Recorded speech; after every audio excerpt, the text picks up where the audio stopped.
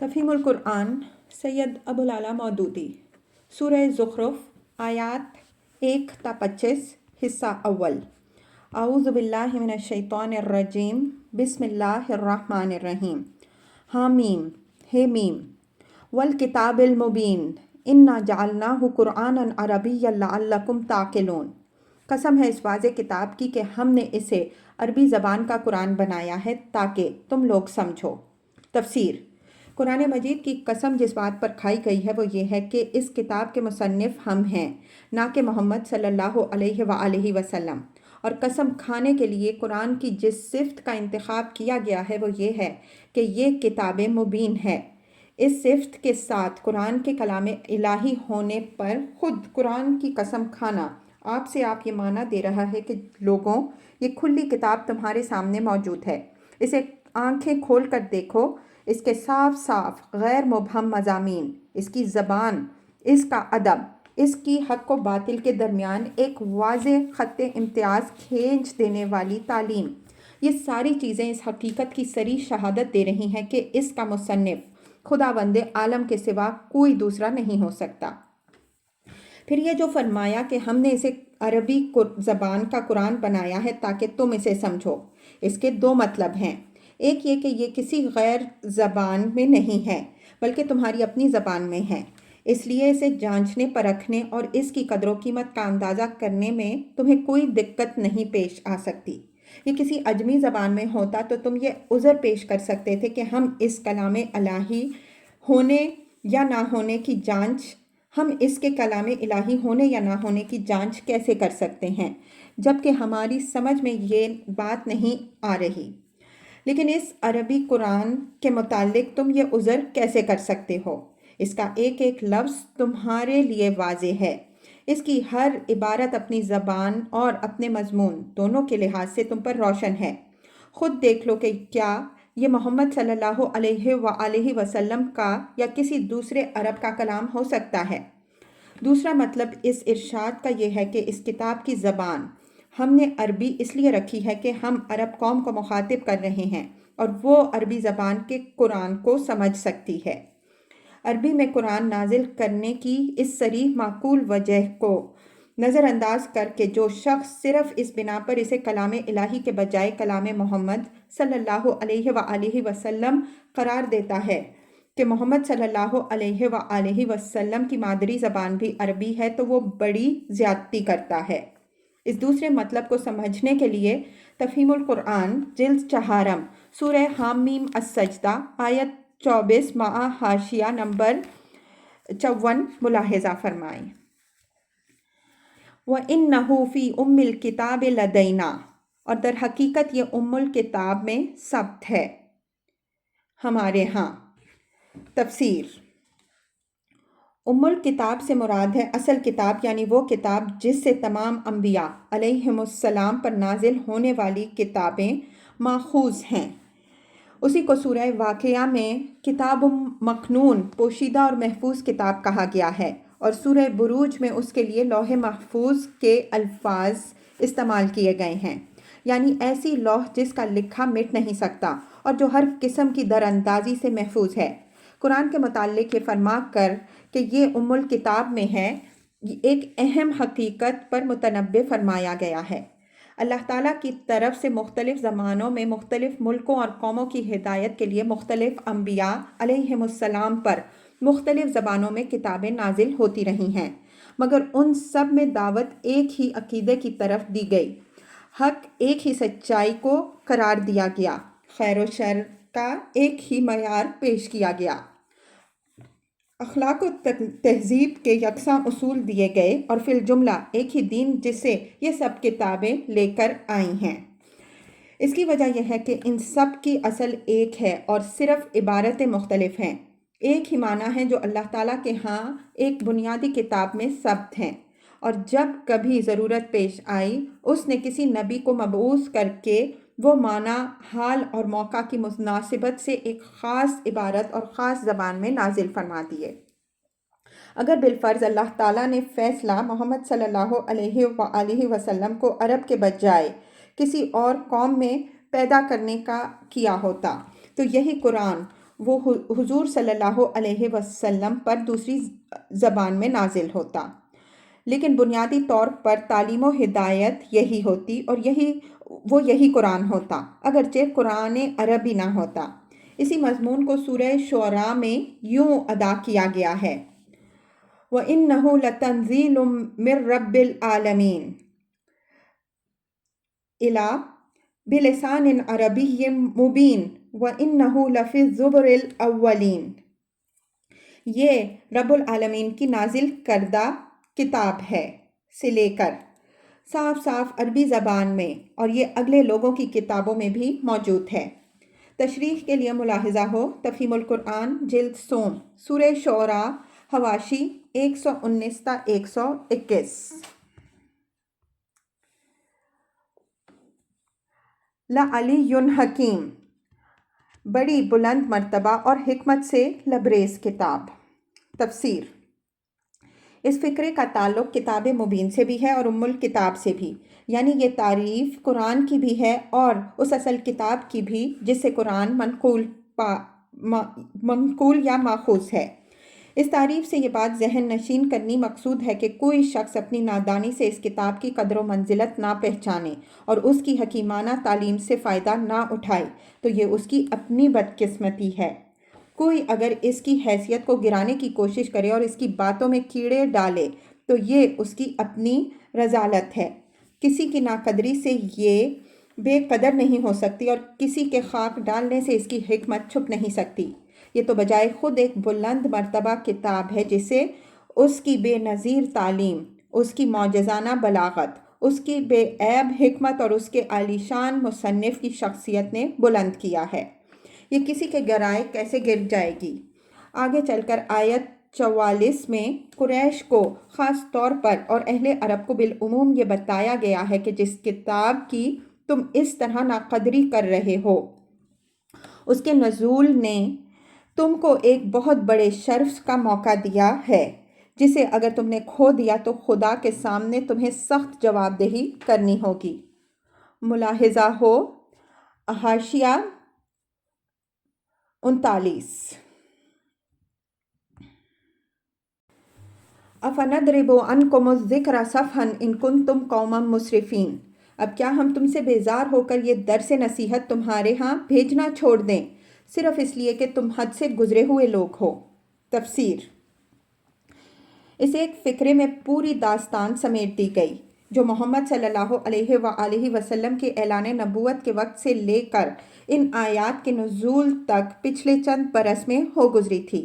یہ فقرہ ہمارے سامنے یہ تصویر کھینچتا ہے کہ ایک قوم صدیوں سے سخت جہالت، پستی اور بدحالی میں مبتلا ہے۔ یکایک اللہ تعالیٰ کی نظر عنایت اس پر ہوتی ہے، وہ اس کے اندر ایک بہترین رہنما اٹھاتا ہے اور اسے جہالت کی تاریکیوں سے نکالنے کے لیے خود اپنا کلام نازل کرتا ہے تاکہ وہ غفلت سے بیدار ہو اور جاہلانہ اوہام کے چکر سے نکلے اور حقیقت سے آگاہ ہو کر زندگی کا صحیح راستہ اختیار کر لے۔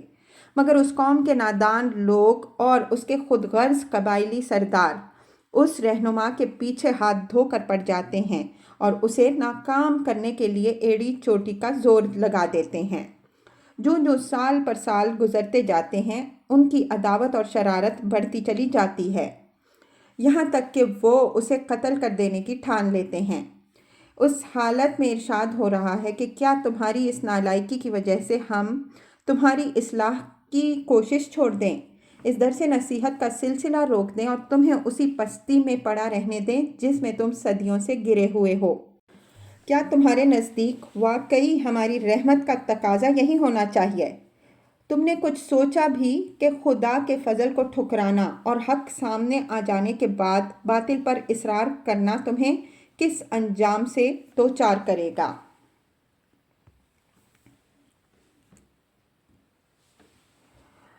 وَكَمْ أَرْسَلْنَا مِن نَبِيٍّ فِي الْأَوَّلِينَ۔ پہلے گزری ہوئی قوموں میں بھی بارہا ہم نے نبی بھیجے۔ وَمَا يَأْتِيهِم مِّن نَبِيٍّ إِلَّا كَانُوا بِهِ يَسْتَهْزِئُونَ۔ کبھی ایسا نہیں ہوا کہ کوئی نبی ان کے ہاں آیا ہو اور انہوں نے اس کا مذاق نہ اڑایا ہو۔ تفسیر: یعنی یہ بےہودگی اگر نبی اور کتاب کے بھیجنے میں مانع ہوتی تو کسی قوم میں بھی کوئی نبی نہ آتا، نہ کتاب بھیجی جاتی۔ فَأَهْلَكْنَا أَشَدَّ مِنْهُمْ بَطْشًا، پھر جو لوگ ان سے بدرجہ زیادہ طاقتور تھے انہیں ہم نے ہلاک کر دیا۔ وَمَضَىٰ مَثَلُ الْأَوَّلِينَ، پچھلی قوموں کی مثالیں گزر چکی ہیں۔ تفسیر، یعنی ایک خاص لوگوں کی بےہودگی کا نتیجہ یہ کبھی نہیں ہوا کہ پوری نوع انسانی کو نبوت اور کتاب کی رہنمائی سے محروم کر دیا جاتا، بلکہ اس کا نتیجہ ہمیشہ یہی ہوا ہے کہ جو لوگ باطل پرستی کے نشے اور اپنی قوت کے گھمنڈ میں بدمست ہو کر انبیاء علیہم السلام کا مذاق اڑانے سے باز نہ آئے، انہیں آخر کار تباہ کر دیا گیا۔ پھر جب اللہ کا قہر ٹوٹ پڑا تو جس قوت کے بل پر یہ قریش کے چھوٹے چھوٹے سردار اکڑ رہے تھے، اس سے ہزاروں گنی زیادہ طاقت رکھنے والے بھی مچھر اور پسو کی طرح مسل کر رکھ دیے گئے۔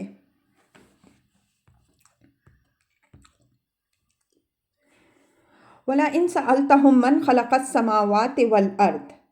اگر تم ان لوگوں سے پوچھو کہ زمین اور آسمانوں کو کس نے پیدا کیا، لَيَقُولُنَّ خَلَقَهُنَّ الْعَزِيزُ الْعَلِيمُ، تو یہ خود کہیں گے کہ انہیں اسی زبردست علیم ہستی نے پیدا کیا۔ الَّذِي جَعَلَ لَكُمُ الْأَرْضَ مَهْدًا، وہی نا جس نے تمہارے لیے زمین کو گہوارہ بنایا۔ تفسیر، دوسرے مقامات پر تو زمین کو فرش سے تعبیر کیا گیا ہے،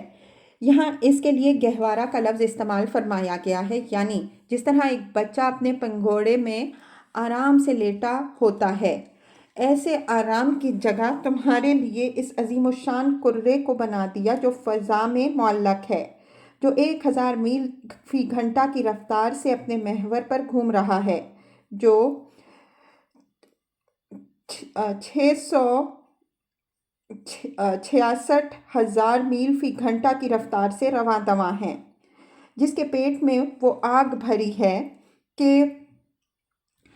پتھروں کو پگھلا دیتی ہے اور آتش فشوں کی شکل میں لاوا اگل کر کبھی کبھی تمہیں بھی اپنی شان دکھا دیتی ہے، مگر اس کے باوجود تمہارے خالق نے اسے اتنا پرسکون بنا دیا ہے کہ تم آرام سے اس پر سوتے ہو اور تمہیں ذرا جھٹکا تک نہیں لگتا، تم اس پر رہتے ہو اور تمہیں یہ محسوس تک نہیں ہوتا کہ یہ کرہ معلق ہے اور تم اس پر سر کے بل لٹکے ہوئے ہو، تم اطمینان سے اس پر چلتے پھرتے ہو، تمہیں یہ خیال تک نہیں آتا کہ تم بندوق کی گولی سے بھی زیادہ تیز رفتار گاڑی پر سوار ہو، بے تکلف اسے کھودتے ہو، اس کے سینے چیرتے ہو، طرح طرح سے اس کو پیٹ کر اپنا رزق اس سے وصول کرتے ہو، حالانکہ اس کی ایک معمولی سی جھرجھری کبھی زلزلے کی شکل میں آ کر تمہیں خبر دیتی ہے کہ یہ کس بلا کا خوفناک دیو ہے جسے اللہ نے تمہارے لیے مسخر کر رکھا ہے۔ مزید تشریح کے لیے ملاحظہ ہو تفہیم القرآن جلد سوم، سورہ نمل حواشی 74 تا 75۔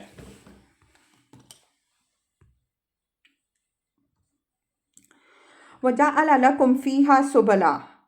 اور اس میں تمہاری خاطر راستے بنا دیے۔ تفسیر، پہاڑوں کے بیچ بیچ میں درے اور پھر کوہستانی اور میدانی علاقوں میں دریا اور وہ قدرتی راستے ہیں جو اللہ نے زمین کی پشت پر بنا دیے۔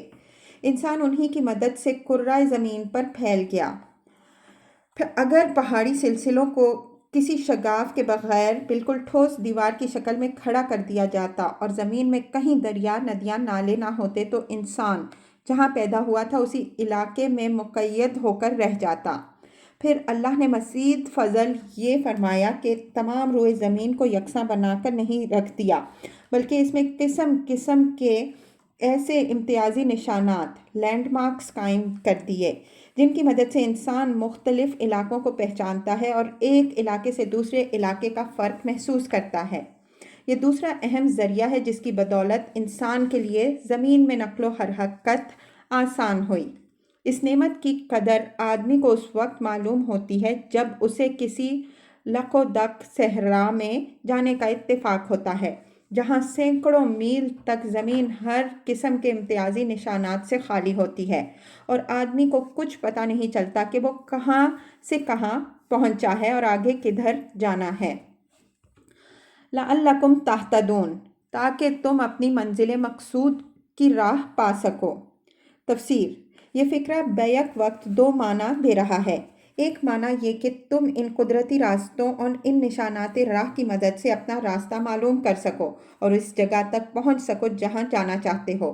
دوسرے معنی یہ کہ اللہ جل شانہ کی اس کاریگری کو دیکھ کر تم ہدایت حاصل کرو کہ حقیقت نفس الامری کو پا سکو اور یہ سمجھ سکو کہ زمین میں یہ انتظام علل ٹپ نہیں ہو گیا، نہ بہت سے خداؤں نے مل کر یہ تدبیر کی ہے، بلکہ ایک رب حکیم ہے جس نے اپنی مخلوق کی ضروریات کو ملحوظ رکھ کر پہاڑوں اور میدانوں میں یہ راستے بنائے ہیں اور زمین کے ایک ایک خطے کو بے شمار طریقوں سے ایک الگ شکل دی ہے، جس کی بدولت انسان ہر خطے کو دوسرے سے ممیز کر سکتا ہے۔ وَالَّذِي نَزَّلَ مِنَ السَّمَاءِ مَاءً بِقَدَرٍ، جس نے ایک خاص مقدار میں آسمان سے پانی اتارا۔ تفسیر: یعنی ہر علاقے کے لیے بارش کی ایک اوسط مقدار مقرر کی جو مدت ہائے دراز تک سال بہ سال ایک ہی ہموار طریقے سے چلتی رہتی ہے۔ اس میں ایسی بے قاعدگی نہیں رکھی کہ کبھی سال میں 2 انچ بارش ہو اور کبھی 200 انچ ہو جائے۔ پھر وہ اس کو مختلف زمانوں میں اور مختلف اوقات میں جگہ جگہ پھیلا کر اس طرح برساتا ہے کہ بالعموم وہ وسیع پیمانے پر زمین کی بار آوری کے لیے نافع ہوتی ہے، اور یہ بھی اس کی حکمت ہے کہ زمین کے بعض حصوں کو اس نے بارش سے قریب قریب بالکل محروم کر کے بے آب و گیاہ صحرا بنا دیا، اور بعض دوسرے حصوں میں وہ کبھی قحط ڈال دیتا ہے اور کبھی طوفانی بارش کر دیتا ہے، تاکہ آدمی یہ جان سکے کہ زمین کے آباد علاقوں میں بارش اور اس کی عام باقاعدگی کتنی بڑی نعمت ہے، اور یہ بھی اس کو یاد رہے کہ اس نظام پر کوئی دوسری طاقت حکمران ہے جس کے فیصلوں کے آگے کسی کی کچھ پیش نہیں جاتی۔ کسی میں یہ طاقت نہیں ہے کہ ایک ملک میں بارش کے عام اوسط کو بدل دے، یا زمین کے وسیع علاقوں پر اس کی تقسیم میں فرق ڈال سکے، یا کسی آتے ہوئے طوفان کو روک سکے، یا روٹھے ہوئے بادلوں کو منا کر اپنے ملک کی طرف کھینچ لائے اور انہیں برسنے پر مجبور کر دے۔ تشریح کے لیے ملاحظہ ہو تفہیم القرآن جلد دوم، صفحات 502 تا 503، جلد سوم، سورہ مؤمنون، حواشی 17 تا 18۔ فَأَنشَرْنَا بِهِ بَلْدَةً مَيْتًا، اور اس کے ذریعے سے مردہ زمین کو جلا اٹھایا۔ كَذَلِكَ تُخْرَجُونَ، اسی طرح ایک روز تم زمین سے برآمد کیے جاؤ گے۔ تفسیر: یہاں پانی کے ذریعے سے زمین کے اندر رویدگی کی پیدائش کو بیک وقت 2 چیزوں کی دلیل قرار دیا ہے۔ ایک یہ کہ یہ کام خدائے واحد کی قدرت و حکمت سے ہو رہا ہے، کوئی دوسرا اس کار خدائی میں اس کا شریک نہیں ہے۔ دوسرے یہ کہ موت کے بعد دوبارہ زندگی ہو سکتی ہے اور ہوگی۔ مزید تشریح کے لیے ملاحظہ ہو تفہیم القرآن جلد دوم، سورہ نحل، حاشیہ 53 الف، جلد سوم، سورہ حج، حاشیہ 79، سورہ نمل، حاشیہ 73، سورہ روم، حواشی 25، 34، 35، جلد چہارم، سورہ فاطر، حاشیہ 19، سورہ یاسین، حاشیہ 29۔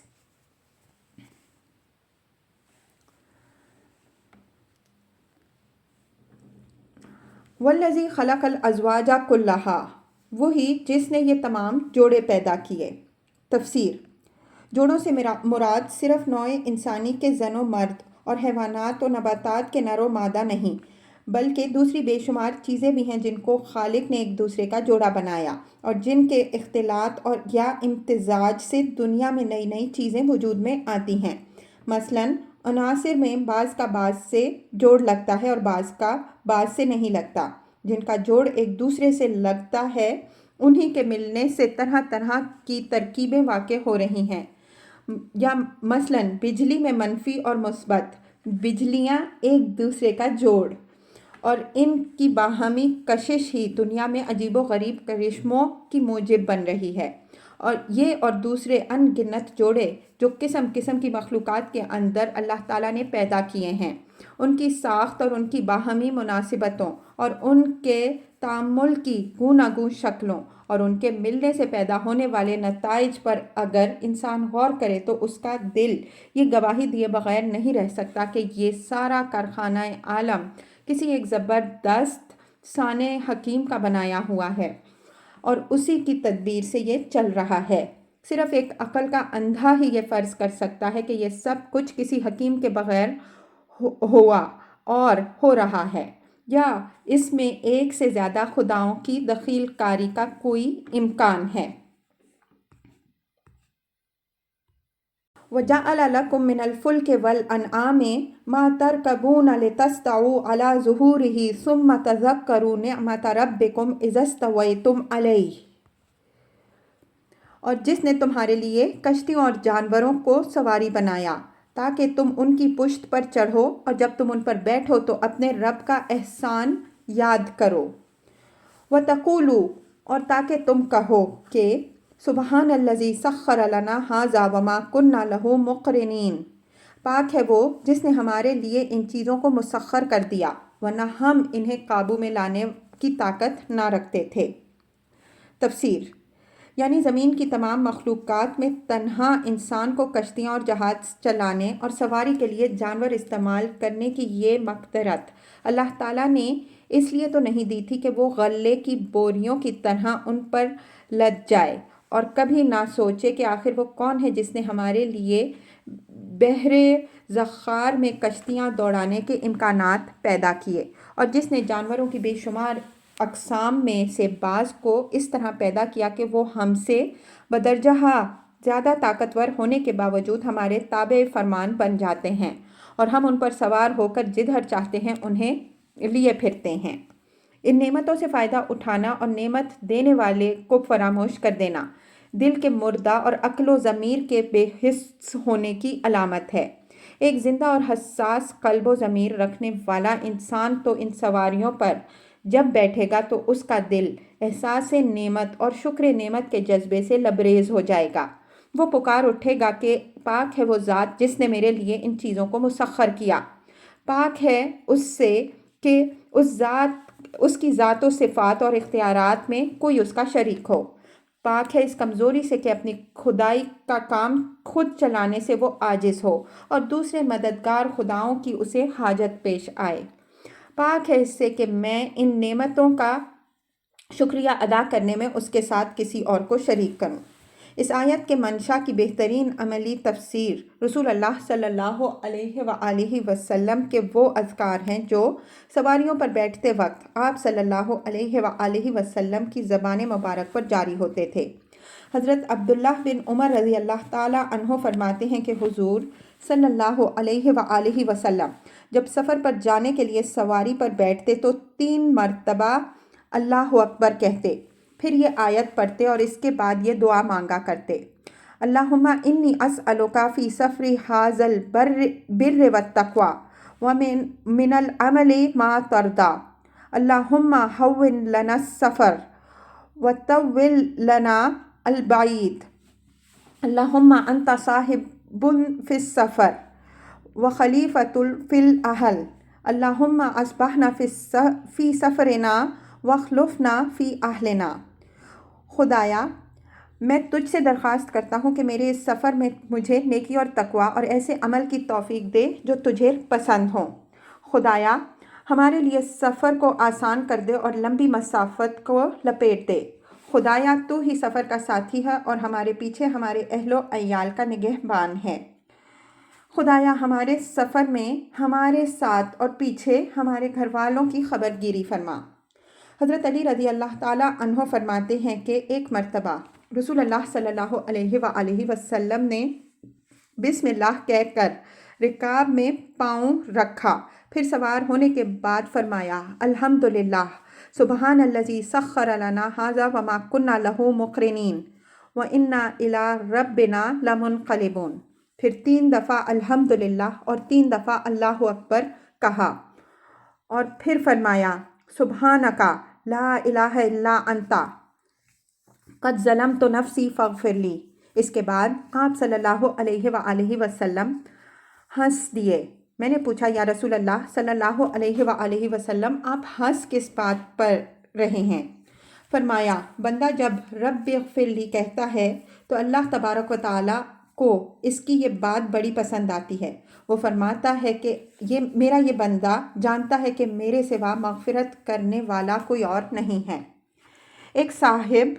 بیان کرتے ہیں کہ ایک دفعہ میں جانور پر سوار ہوا اور میں نے آیت سبحان الذی سخر لنا پڑھی۔ حضرت حسن رضی اللہ عنہ نے فرمایا کیا اس طرح کرنے کا تمہیں حکم دیا گیا؟ میں نے عرض کیا پھر کیا کہوں؟ فرمایا یوں کہو کہ شکر ہے اس خدا کا جس نے ہمیں اسلام کی ہدایت دی، شکر ہے اس کا کہ اس نے محمد صلی اللہ علیہ وآلہ وسلم کو بھیج کر ہم پر احسان فرمایا، شکر ہے اس کا کہ اس نے ہمیں اس بہترین امت میں داخل کیا جو خلق خدا کے لیے نکالی گئی ہے۔ اس کے بعد یہ آیت پڑھو۔ وَإِنَّا إِلَىٰ رَبِّنَا لَمُنْقَلِبُونَ، اور ایک روز ہمیں اپنے رب کی طرف پلٹنا ہے۔ تفسیر مطلب یہ ہے کہ ہر سفر پر جاتے ہوئے یاد کر لو کہ آگے ایک بڑا اور آخری سفر بھی درپیش ہے۔ اس کے علاوہ چونکہ ہر سواری کو استعمال کرنے میں یہ امکان بھی ہوتا ہے کہ شاید کوئی حادثہ اسی سفر کو آدمی کا آخری سفر بنا دے، اس لیے بہتر ہے کہ ہر مرتبہ وہ اپنے رب کی طرف واپسی کو یاد کر کے چلے تاکہ اگر مرنا ہی ہے تو بے خبر نہ مرے۔ یہاں تھوڑی دیر ٹھہر کر ذرا اس تعلیم کے اخلاقی نتائج پر بھی اندازہ کر لیجئے۔ کیا آپ یہ تصور کر سکتے ہیں کہ جو شخص کسی سواری پر بیٹھتے وقت سمجھ بوجھ کر پورے شعور کے ساتھ اس طرح اللہ کو اور اس کے حضور اپنی واپسی اور جواب دہی کو یاد کر کے چلا ہو، وہ آگے جا کر کسی فسق و فجور یا کسی ظلم و ستم کا مرتکب ہوگا؟ کیا کسی فاحشہ سے ملاقات کے لیے یا کسی کلب میں شراب خوری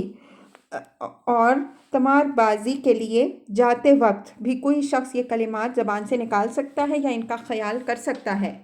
کیا کوئی حاکم یا سرکاری افسر یا تاجر جو یہ سوچ کر اپنے منہ سے کہہ کر گھر سے چلا ہو اپنی جائے عمل پر پہنچ کر لوگوں کے حق مار سکتا ہے؟ کیا کوئی سپاہی بے گناہوں کا خون بہانے اور کمزوروں کی آزادی پر ڈاکہ مارنے کے لیے جاتے وقت بھی اپنے ہوائی جہاز یا ٹینک پر قدم رکھتے ہوئے یہ الفاظ زبان پر لا سکتا ہے؟ اگر نہیں تو یہی ایک چیز ہر اس نقل و حرکت پر بند باندھ دینے کے لیے کافی ہے جو معصیت کے لیے ہو۔